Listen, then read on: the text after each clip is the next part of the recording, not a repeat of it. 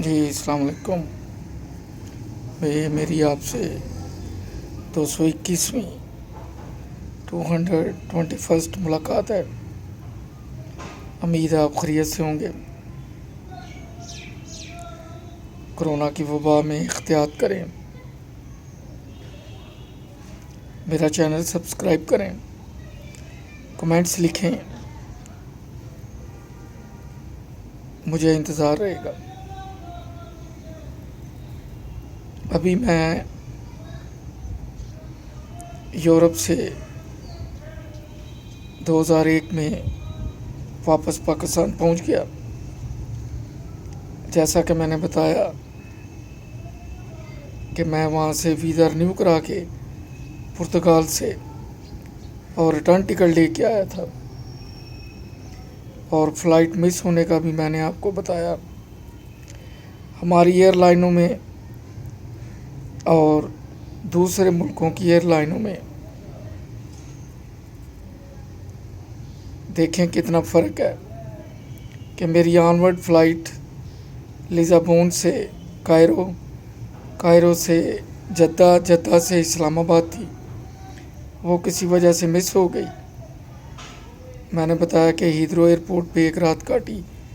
اگلے دن صبح Portugal air line, جس پہ میں نے پرتگال سے ہیتھرو تک کا سفر کیا تھا، انہوں نے مجھے اس طرح اکاموڈیٹ کیا کہ مجھے واپس ہیتھرو سے وہ پرتگال لے کے آئے، لزابون جو ان کا کیپٹل ہے.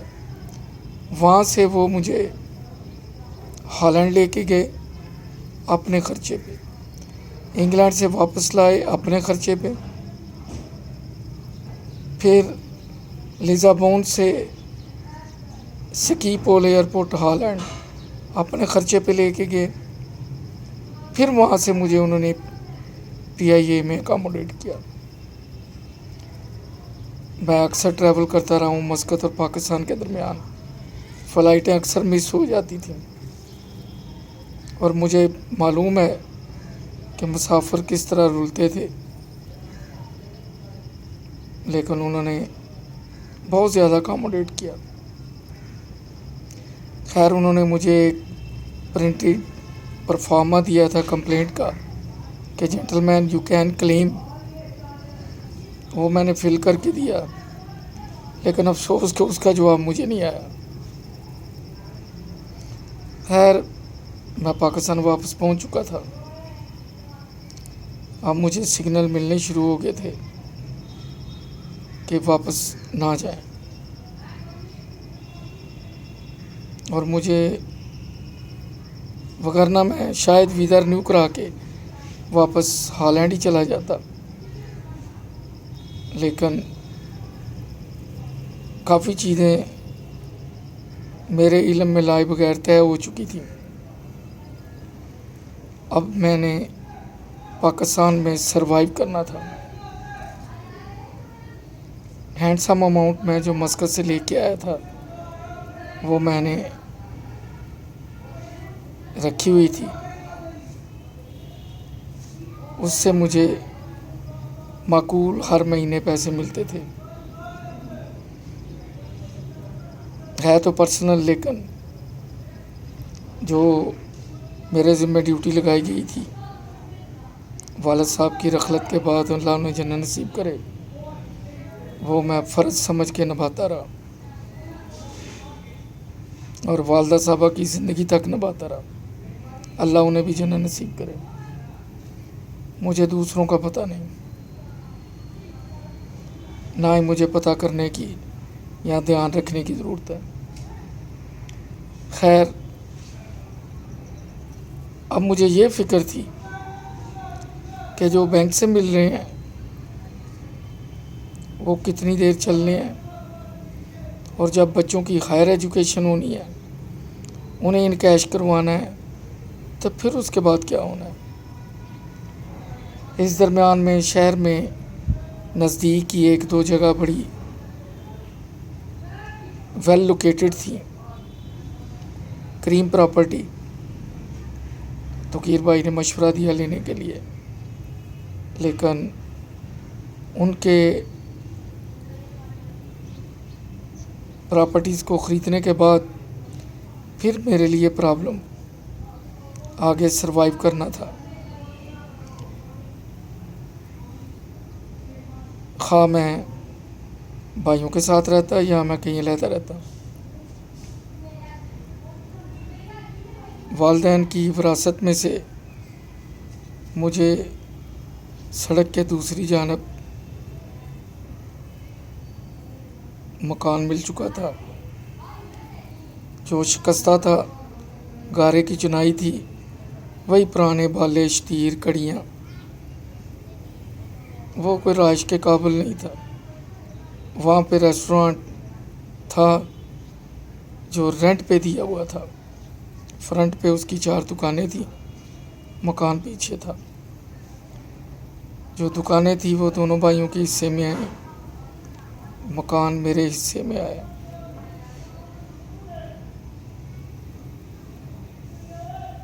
इस तरह सोच विचार शुरू होगी कि मुझे क्या करना है। तो कीर भाई भी इसी मकान में जो पुराना शिकस्ता था, दुकानों में पहले तो रेडीमेड गारमेंट्स, फिर कुछ चमड़े का काम करते रहे, फिर रेंट आउट करके यहाँ बड़ा मशहूर था एक होटल वाला, उसको दिया हुआ था। कितना रेंट था ये मेरे इल्म में नहीं है, ना ही कभी पूछा, ना ही कभी ज़रूरत पेश आई। हमने मशवरा किया, भाई तुकीर ने कहा कि इस तरह करते हैं कि ये जो पुराना मकान है और सामने दुकानें हैं, इनको रेनोवेट करते हैं, इनको गिराते हैं। मैंने कहा ठीक है। और जो पैसे सेविंग में पड़े हैं आधे वहाँ से निकालते हैं, कुछ बड़े भाईजान वो शेयर करेंगे, तो इधर नई बिल्डिंग खड़ी करते हैं, होटल भी किराए का खाली हो जाएगा और वो रेस्टोरेंट हम खुद करेंगे। मैंने कहा ठीक है, ये तो अच्छा आइडिया है, क्योंकि इतनी अमाउंट मेरी सेविंग में रहे कि जो मेरे ज़िम्मे हर महीने के हैं वो मैं आसानी से पे करता रहूं। मैं किसी पे बोझ नहीं बनना चाहता। इस तरह ये डन हो गया, होटल खाली करा लिया और अब सोचा कि अपना इसको बना के चलाना है। इस दरमियान में 5, 6, 7 माह लग गए। वो तो होटल खाली कर गया, लेकिन तुकीर भाई मुख्तार भाई के साथ मिलके वो होटल चलाते रहे। होटल की बुनियाद भी मुझे याद है, जब इन्होंने उससे लिया तो मैंने एक हैंडसम अमाउंट पाकिस्तान वालदा साहब को गिफ्ट की थी। मुझे पता चला कि वो यहाँ पे यूटिलाइज़ हुई। खैर ये मामूली बात है।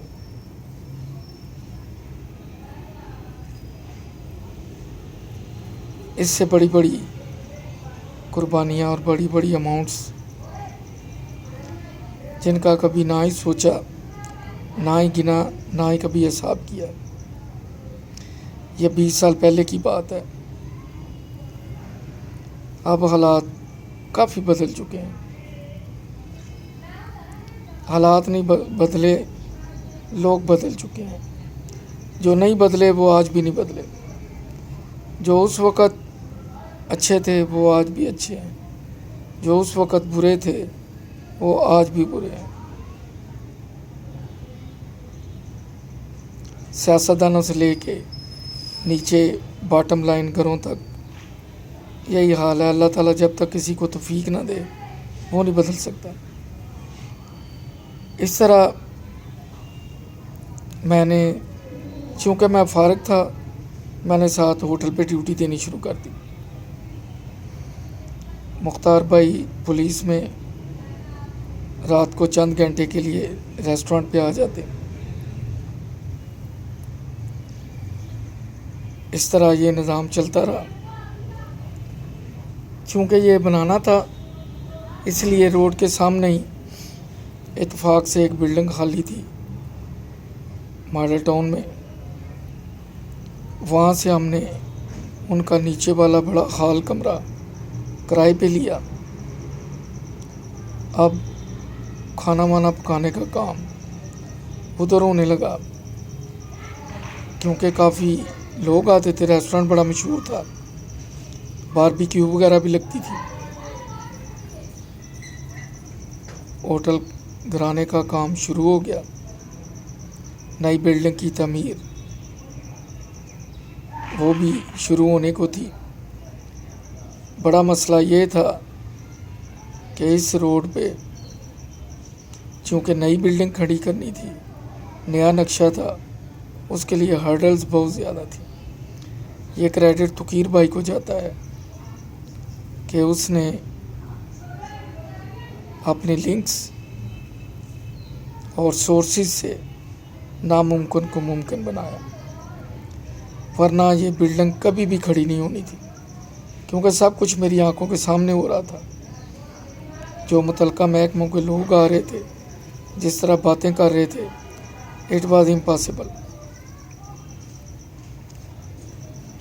خیر، اللہ اللہ کر کے کام شروع ہو گیا۔ میں ہوٹل پہ برابر ڈیوٹی دیتا رہا۔ اس طرح ایک دن یہ بلڈنگ کمپلیٹ ہو گئی، اوپر رہائش کے لیے گھر بنا لیا، نیچے ہال ٹائپ بنا کے اس کی ڈسٹریبیوشن کر دی، تاکہ کل کلاں جب دکانوں کا سلسلہ ہو تو انہیں سیپریٹ کر دیا جائے اور پیچھے اکاموڈیشن سیپریٹ ہو جائے۔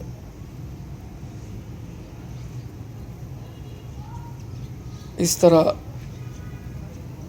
یہ بلڈنگ کمپلیٹ ہو گئی۔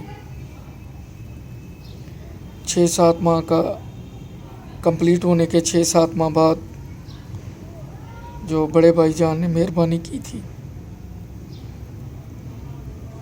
ان کو ہم نے پے بیک کرنے کا سوچا، کیونکہ مناسب نہیں تھا۔ اس لیے تقیر بھائی کے ساتھ مشورے کے بعد، کیونکہ اب تقریباً ہوٹل شروع ہونے کو تھا، تو سوچا کہ سورس آف انکم اسٹیبلش ہو رہا ہے، اور پھر میں نے سوچا کہ میں نے کیا کرنا ہے۔ ریسٹورانٹ تو تقیر بھائی نے کرنا تھا، ساتھ 50-50 مختار بھائی تھے، جو کہ نوکری کے بعد رات کو آ کے ٹائم دیتے تھے۔ اب مجھے کیا کرنا تھا، یہ بہت بڑا سوال تھا، کیونکہ میں پھر وہیں کا وہیں تھا۔ جو جمع پونجی تھی اس میں تقریباً 70% خرچ کرنے کے بعد میں وہیں کھڑا تھا جہاں پہلے تھا۔ خیر، سوچ بچار کے بعد یہ فیصلہ کیا کہ یہاں پہ سپر سٹور کی بنیاد رکھی جائے۔ ان دنوں جیو ٹی وی چینل نیا بنا تھا، یہ شاید 2002 کی بات ہے۔ تو تقیر بھائی نے بھی ہاں کر دی۔ میں نے کہا جو اماؤنٹ اب بچی ہوئی ہے نا، اس کو اس میں انویسٹ کرتے ہیں، ایک معقول سورس آف انکم بن جائے گا۔ اور مجھے پورا یقین تھا کہ میں اس فیلڈ میں کامیاب ہو جاؤں۔ کہاں ایک مینیجر ٹائی لگانے والا اور کہاں جنرل اسٹور کے کاؤنٹر پہ کھڑا ہونا میرے لیے بہت پینفل تھا، میری پرسنالٹی اور میری سابقہ زندگی اور جاب کے لحاظ سے، لیکن میں نے یہ کڑوا گھونٹ پی لیا، کیونکہ جو ارد گرد کے حالات ہیں، پاکستانیوں سے بھی میں نے سن رکھا تھا باہر، جو کئی دفعہ فنش کر کے آئے پاکستان اور پھر واپس گئے، ان کی زبانی کہ ان کے ساتھ یہاں پہ کیا سلوک ہوتا ہے، اور وہی سلوک مجھے نظر بھی آ رہا تھا اور اس کے سگنل بھی مل رہے تھے، جو سائلنٹ سگنل تھے۔ سمجھ آتی ہے، کیونکہ اب میں انڈیپینڈنٹ نہیں تھا، میں ڈپینڈنٹ تھا۔ خیر، جب اللہ تعالیٰ کا کرم ہو، والدہ صاحبہ کی دعائیں تھیں، تو اللہ تعالیٰ نے میرے اس کاروبار میں برکت ڈالنی شروع کر دی۔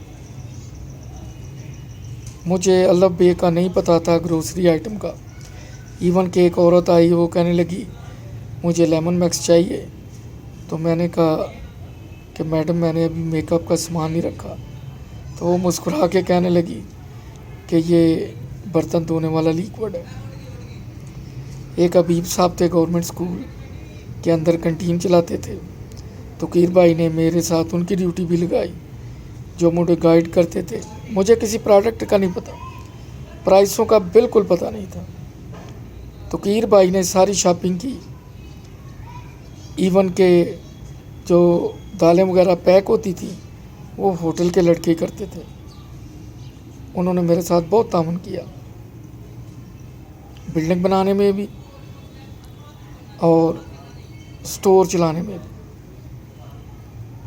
ٹھیک ہے، انویسٹمنٹ میری تھی، لیکن میں آج بھی ان کی نیکی نہیں بھول سکتا، ایک بھائی افتخار کی نیکی نہیں بھول سکتا جنہوں نے مجھے باہر بلایا، ان کے تعلق کی وجہ سے مجھے بینک میں جاب ملی اور میں نے ایک سنگ میل عبور کیا۔ اس کے بعد توقیر بھائی نے جو تعاون کیا، اسٹور کی بنیاد رکھی، جہاں سے میں نے پھر نام بھی کمایا اور مال بھی اتنا کہ میرا بہترین گزارا ہونے لگا۔ اس طرح بچوں کی تعلیم وغیرہ، اب میرا فکر تقریباً ختم ہو چکا تھا، کیونکہ بزنس میں رسپانس بہت بہتر ملا تھا۔ صرف ایک فکر تھی کہ جس جگہ میں بزنس کر رہا تھا وہ میری نہیں تھی۔ ایسے ہی جیسے میں نے بینک میں جاب شروع کی تو وہاں میں ٹیمپریری تھا، یہاں بھی میں ٹیمپریری تھا، لیکن میں نے سوچا چلو جتنی دیر ہے اتنی دیر محنت کرتے ہیں۔ اس طرح جو اماؤنٹ باقی بھی پڑی ہوئی تھی سیونگ میں، میں نے وہ بھی نکال لی۔ اب میں نے والدہ صاحبہ کی خدمت کرنی شروع کر دی، کیونکہ اسٹور سے معقول انکم ہوتی تھی، اور جو میں فیملی کے ساتھ رہتا تھا، میں نے اسٹور سے راشن وغیرہ، کیونکہ یہ میرا اخلاقی فرض تھا کہ میں کسی پہ بوجھ نہ بنوں، تو وہ میں نے اب ہر مہینے کہہ دیا کہ گھر کا راشن میری طرف سے اسٹور سے آیا کرے گا۔ خیر، وقت اچھا گزرنے لگا۔ اگلی ملاقات میں اسی موضوع پہ بات ہوگی، کیونکہ یہاں میں نے 16-17 سال اسٹور کو رن کیا، ایک عرصہ ہوتا ہے۔ اگلی قسطوں میں اس پہ بات ہوگی۔ میرا چینل سبسکرائب کیجیے، دعاؤں میں یاد رکھیے۔ پھر میں 2002 اور 2020 کو بھی کمپیئر کرتا رہوں گا تاکہ آپ کو پتہ چلتا رہے کہ اگر 3310 کی جگہ S10 S11 آ گیا ہے، آئی فون 9 10 11 آ گیا ہے، تو ظاہر ہے مزاجوں میں بھی تبدیلیاں آتی ہیں، حالات میں تبدیلیاں آتی ہیں، سوچوں میں تبدیلیاں آتی ہیں۔ کچھ مفاد مشترکہ ہوتے ہیں، کچھ انفرادی ہوتے ہیں، کچھ گروپنگ ہوتی ہے، کچھ کو گروپوں میں شامل نہیں کیا جاتا۔ اس طرح اگلے ایپیسوڈز میں بات ہوگی۔ اپنا خیال رکھیے۔ اللہ حافظ۔